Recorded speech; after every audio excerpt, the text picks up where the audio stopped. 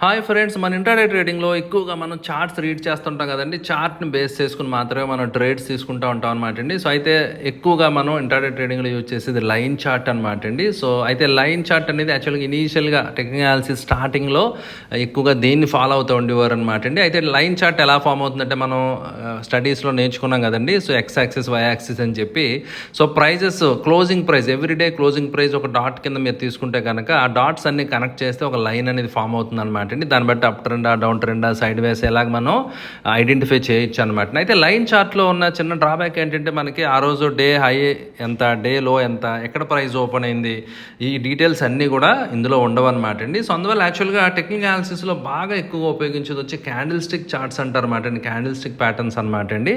అయితే candle stick చార్ట్లో ఉన్న అడ్వాంటేజ్ ఏంటంటే ప్రైస్ ఎక్కడ ఓపెన్ అయింది, ఎక్కడ క్లోజ్ అవుతుంది, అదేవిధంగా హై ఎంత, లో ఎంత, ఇలాంటి ఇన్ఫర్మేషన్ అంతా మనం ఇంట్రాడే ట్రేడింగ్లో కూడా మనం అబ్జర్వ్ చేస్తూ ఉండొచ్చు అనమాట. దాన్ని బట్టి ట్రెండ్ ఏ సైడ్ ఉంది మనం ఐడెంటిఫై చేయడానికి ఈజీ అవుతుంది అనమాట అండి.